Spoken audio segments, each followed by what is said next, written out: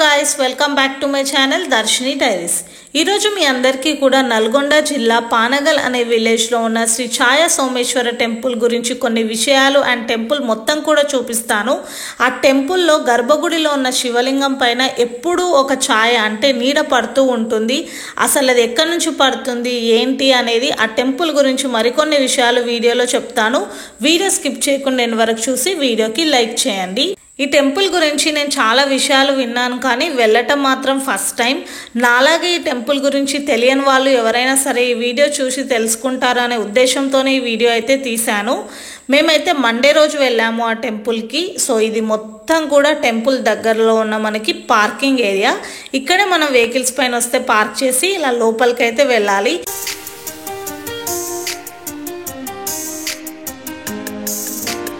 Parking area నుండి మీరు కొంచెం ముందుకు రాగానే వ్యూ అనేది ఇలా ఉంటుంది. అంటే ఒక సైడ్ టెంపుల్ ఉంటుంది, టెంపుల్కి ఇంకో వైపు ఎగ్జాక్ట్లీ ఆపోజిట్లో కొలను అనేది ఉంటుంది. ఇప్పుడు ఒకసారి మీకు మొత్తం కూడా టెంపుల్ సరౌండింగ్స్ చూపిస్తున్నాను చూడండి. అక్కడ బ్లూ కలర్ గేట్ అండ్ ఇంకో గేట్ నుంచి మనుషులు వస్తున్నారు కదా, అక్కడ నుండే మేము కూడా ఎంట్రీ అయితే అయ్యాము. అటువైపు వెహికల్స్ పార్క్ చేసి ఈ కొలను కూడా చాలా పెద్దగా అండ్ ప్రశాంతంగా ఉంది అక్కడ కూర్చుంటే. ఇంకా మేము మండే రోజు టెంపుల్కి అయితే వెళ్ళినాం. అరౌండ్ 11 o'clock ఆ టైంకి. కొంచెం లేట్గానే వెళ్ళాము బట్ స్టిల్ దర్శనం చేసుకొని వద్దామని అయితే వెళ్ళినాము. టెంపుల్ ప్రతిరోజు 12 o'clock వరకు అయితే ఓపెన్ ఉంటుంది. కాకపోతే ఆ రోజు సోమవారం అండ్ భక్తులు కూడా ఎక్కువ ఉండడం వల్ల అభిషేకాలు ఉన్నాయి, అందుకని టెంపుల్ అయితే 1:30 వరకు అయితే ఓపెన్ ఉంది. ఇంకా టెంపుల్ మెయిన్ ఎంట్రీ దగ్గర మనం లోపలికి వెళ్ళే దగ్గర ఇలా బోర్డు పైన టెంపుల్ హిస్టరీ అయితే రాసి పెట్టారు. ఇప్పుడు నేను వచ్చింది టెంపుల్ ఎంట్రీ. ఇప్పుడైతే మనము ఎంట్రీకి ఎగ్జిట్కి ఒకే దగ్గర నుంచి వెళ్తున్నాం కానీ అప్పట్లో ఇప్పుడు నేను వచ్చిన దగ్గర నుంచి ఎంట్రీ కోసం and temple back side exit కోసం అయితే యూజ్ చేసేవాళ్ళు.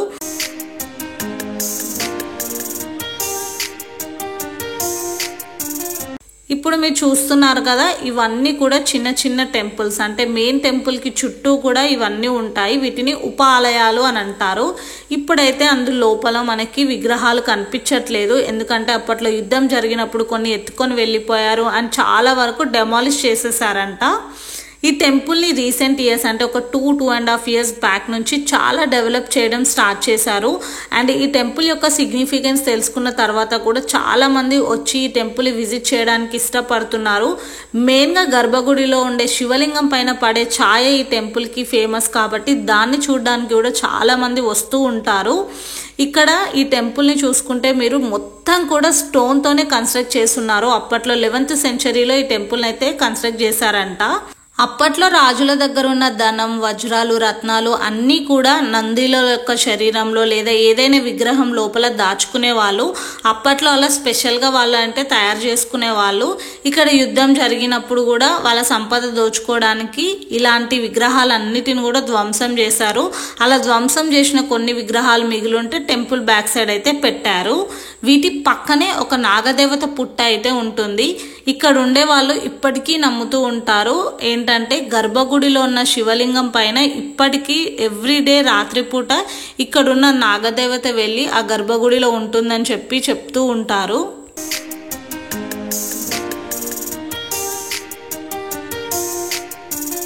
ఈ వీడియో చూసే వ్యూవర్స్ ఎంతమంది ఈ టెంపుల్ని ఆల్రెడీ విజిట్ చేశారో కామెంట్ సెక్షన్లో కామెంట్ చేసి వీడియోకి లైక్ చేయండి. అలాగే విజిట్ చేయకపోతే మాత్రం తప్పకుండా ఒక్కసారైనా వెళ్ళి చూడండి. ఎందుకంటే గర్భగుడిలో శివలింగం పైన పడే ఆ నీడ చూస్తే కానీ మీకు అర్థం కాదు. హౌ అనే ఒక క్వశ్చన్ అయితే మీకు వస్తూ ఉంటుంది. సైంటిఫిక్ రీజన్ ఇంతవరకు ఎవరికి తెలియదు కూడా.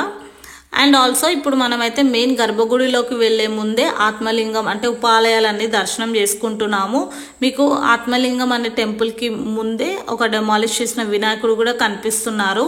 మీరు తీసుకెళ్లిన కొబ్బరికాయలు అన్నీ కూడా ఈ ఆత్మలింగం యొక్క టెంపుల్ ఎదురుగానే మీరు కొబ్బరికాయలు అయితే కొట్టాల్సి ఉంటుంది. లోపల ఎక్కడ కూడా అలో చేయరు.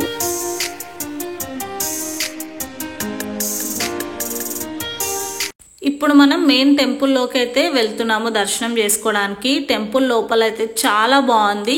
ముందుగానే చెప్పినట్టు మొత్తం రాతితోనే కట్టారు.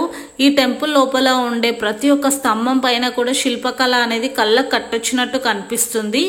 అప్పట్లో రాణి రుద్రమాదేవి గారు కూడా ఈ టెంపుల్ దగ్గరికి వచ్చే వాళ్ళంట. మనకి కాకతీయులు అనగానే ముందుగా గుర్తుకొచ్చేది ఎలిఫెంట్స్, ఇంకా పేరిణి నాట్యం, ఇక్కడ స్తంభాల పైన ఇంకా బయట కూడా పేరిణి నాట్యం ఒక భంగిమలు ఇంకా ఎలిఫెంట్స్ని కూడా చాలా బాగా చెక్కారు. కాకపోతే నేను ఫస్ట్ టైం లోపలికి వెళ్ళినా కాబట్టి ఇక్కడ వీడియో తీసుకోవచ్చో తీసుకోవద్దు అనే డౌట్ నాకు ఉండే కాబట్టి నేను మంచిగా షూట్ చేయలేకపోయినాను. నెక్స్ట్ టైం మళ్ళీ ఎప్పుడైనా విజిట్ చేసినప్పుడు అయితే అవన్నీ కూడా మీకు క్లియర్గా చూపిస్తాను. ఇక్కడ మేమందరం కూడా వెయిట్ చేస్తున్నాము దర్శనం చేసుకోవడానికి. అభిషేకం కూడా చేపించాలనుకున్నాము. అభిషేకం అయితే లోపలికి వెళ్ళేలా చేస్తాము. ప్రతి ఒక్క ఫ్యామిలీకి 100 రూపీస్ ఛార్జ్ చేస్తారు. ఇంకా అభిషేకం కావాల్సినవన్నీ కూడా మనమే ఓన్గా తీసుకొని రావాలి.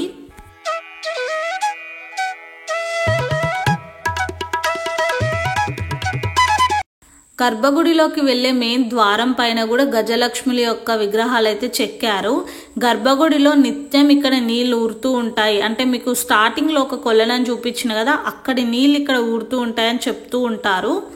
మెయిన్గా అందరి టెంపుల్కి వచ్చేదే ఆ శివలింగం పైన నుంచి పడే ఛాయను చూసి దర్శనం చేసుకోవడానికి. కాబట్టి ఇక్కడికి వచ్చిన ప్రతి ఒక్క భక్తుడికి కూడా లోపల పూజారి కాదనకుండా ఆ ఛాయనైతే చూపిస్తూ ఉంటారు. ఇప్పుడు మీకు కూడా నేను ముందు వీడియోలో చూపిస్తాను చూడండి.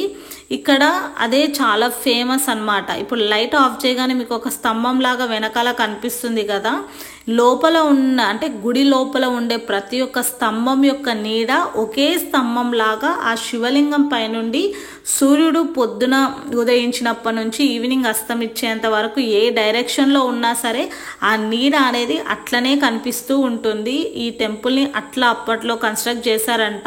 ఇంకేదైనా సైంటిఫిక్ రీజన్ ఇంకేదైనా ఉందా అని స్టిల్ రీసెర్చ్ చేస్తున్నారంట. యాజ్ ఆఫ్ నౌ పర్టికులర్గా ఎందుకే అని అయితే దీనికి రీజన్ లేదు.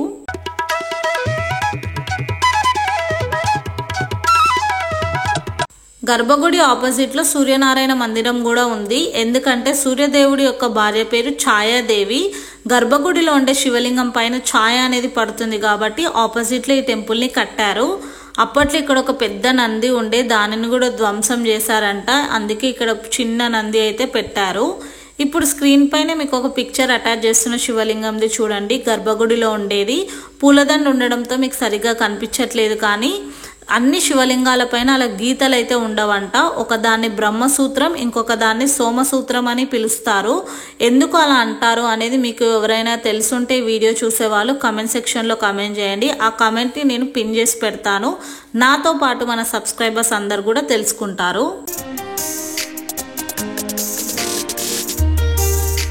హడావిడి లేకుండా చాలా ప్రశాంతంగా దర్శనం ఇంకా అభిషేకం కూడా చేయించుకున్నాము. దర్శనం అభిషేకం అయిపోయిన తర్వాత కొద్దిసేపు అయితే టెంపుల్ లోపల కూర్చున్నాము. బయట చాలా ఎండ ఉండే ఆ రోజు, బట్ లోపల టెంపుల్ కన్స్ట్రక్ట్ చేయడం స్టోన్తో కాబట్టి చాలా చల్లగా అనిపించింది. మళ్ళీ ఒకసారి చెప్తున్నా, మీకు దర్శనం చేసుకోవాలంటే ఫ్రీగా చేసుకోవచ్చు. అభిషేకానికి మాత్రం 100 రూపీస్ టికెట్ తీసుకోవాలి. అభిషేకానికి కావాల్సినవన్నీ కూడా మీకు పార్కింగ్ ఏరియా దగ్గర ఎంట్రీ అవుతూ ఉంటే మీకు అన్నీ కూడా అమ్ముతూ ఉంటారు.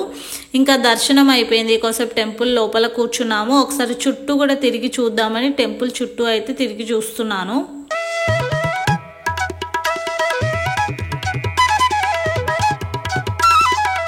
ఇప్పటి వరకు ఈ వీడియో చూసి వీడియో నచ్చితే కామెంట్ సెక్షన్లో కామెంట్ చేయండి. మీ కామెంట్స్ అన్నిటిని కూడా నేను కన్సిడర్ చేస్తాను. అలాగే ఈ వీడియో ద్వారా ఎంతో కొంత ఇన్ఫర్మేషన్ తెలుసుకున్నాము అనిపిస్తే మాత్రం తప్పకుండా వీడియోకి లైక్ చేయడం మర్చిపోకండి. ఇంకా దర్శనం అయిపోయింది, కొద్దిసేపు లోపల కూర్చొని చుట్టూ తిరిగిన తర్వాత ఎగ్జిట్ అయితే అయిపోయి కొలం దగ్గరకు అయితే వచ్చాము.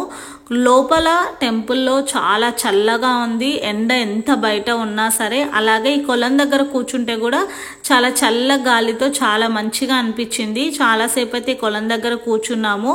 కొలం లోపల అయితే చాలా ఫిషెస్ ఉన్నాయి, అలాగే బాతులు కూడా కొలం లోపల ఉన్నాయి. మీకు దూరంగా కనిపిస్తున్నాయి కదా, అవే అన్నమాట. ఇప్పుడు మీకు ఫిషెస్ కూడా కనిపిస్తాయి చూడండి. ఎంతమంది ఫిషెస్ని స్పాట్ చేశారో కామెంట్ చేయండి. చాలా రకరకాల చేపలు అయితే ఉన్నాయి, బ్లూ కలర్లో, గోల్డ్ కలర్లో. నాకైతే భలే అనిపించింది వాటన్నిటిని చూస్తే.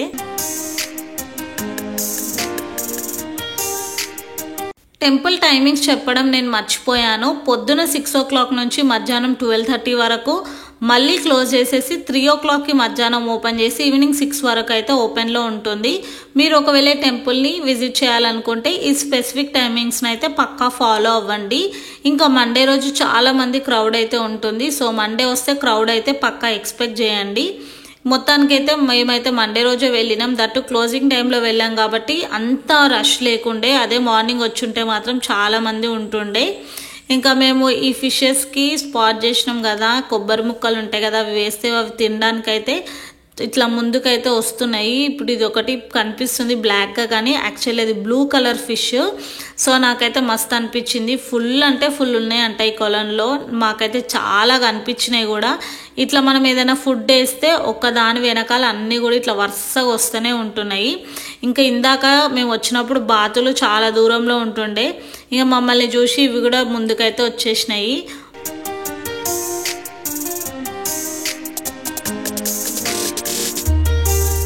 ఈ టెంపుల్లో ఆల్మోస్ట్ 2 hours వరకు అయితే మేము స్పెండ్ చేసాము. ఇంకా ఉండాలనిపించింది, మంచిగా అనిపించింది అక్కడ కొలం దగ్గర కూర్చుంటే. కాకపోతే చాలా ఎండ అవుతుందని చెప్పి ఇంక ఇంటికైతే రిటర్న్ వెళ్ళిపోయినాము.